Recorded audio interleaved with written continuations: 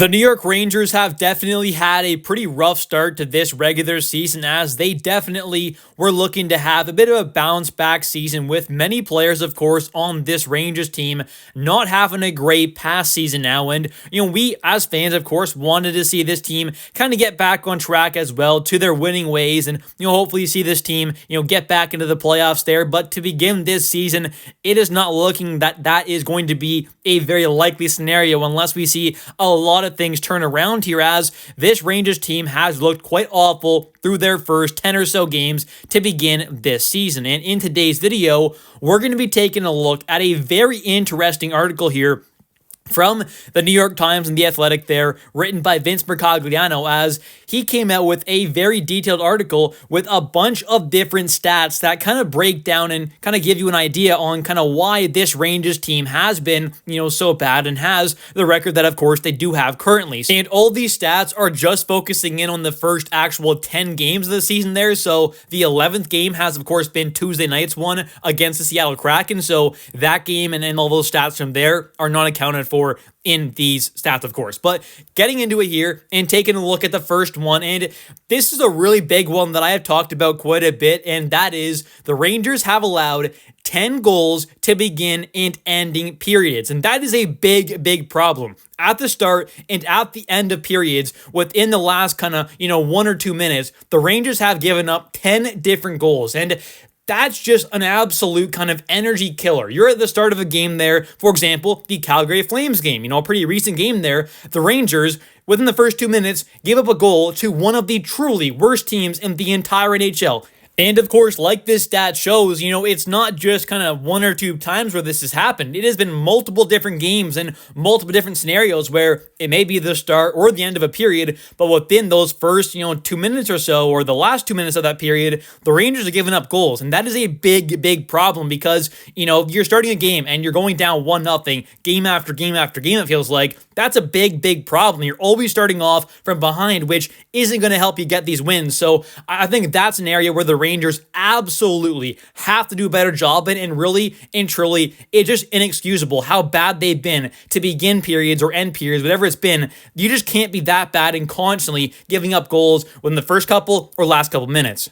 And another big stat is definitely the fact that the Rangers have an 11.44 goals below expected, which is third highest in the entire NHL. So third worst in the entire league right now. The only 2 teams that have a worse goals below expected are the Calgary Flames, who have an 11.57. And of course, we know they're not supposed to be a good team, so that's not too surprising. They don't have a great offense, but they definitely seem like they did against the Rangers, unfortunately. And then you got the Capitals, who have an 11.68.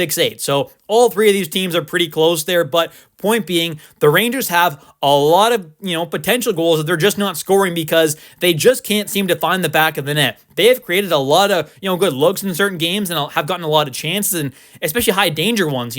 For example, in that Calgary Flames game, the Rangers had, a good amount of high danger chances, but they only scored 1 goal there. So I think in certain games, not all of them, but in some games, they have looked like a pretty solid team where they've gotten a lot of good opportunities offensively, but just haven't been able to score. So I think that's definitely an area where they've just got to be able to be a whole lot better at finishing, as that has clearly been a pretty massive problem. And a part of that kind of stat there is the shooting percentage, which is second last in the entire NHL there, being 31st with a 7.7 shooting percentage, which it's just terrible. I mean, this team should be doing better offensively. I mean, I'm not trying to say here that they should be some, top 5 or top 10 offense even in the entire NHL, but they should definitely be a whole lot better than what they've done so far. And I think some of that you can maybe say they're getting a little unlucky in certain moments. That's absolutely fair. But at the end of the day, this team has to do a better job at scoring and actually finishing their chances. They're making these other goalies look way too good. And some games, sure, the other team's goalie is going to play phenomenal and they're going to make a bunch of good stops and maybe carry their team to a win on a certain night. That's going to happen. But it can't happen every night where it seems like the other goalie's playing phenomenal. So that's where I think it is definitely a pretty massive part on the Rangers with the lack of offense, and a lot less so on the other team's goalies. And next up here, we've got the New York Rangers power play percentage, which of course definitely ties into the lack of offense from this team. And that is only sitting at a 16%, which is one of the worst, of course, in the entire NHL. That is an awful number. And even last season, for example, the Rangers had a bad power play from where they were at previously, and that was a 17.6 last season there, which in itself was not good. It was 28th in the league, and like I said, it was a pretty big drop-off from, a couple of seasons ago now, like back in the, 2023-24 season, and the years before that, of course, where the Rangers had one of the better power plays on average, per year around the entire NHL. But of course, last season, they took a pretty big drop-off from those, really good power plays the Rangers have had previously. And then compared to last year to this year now, the Rangers took another step back. So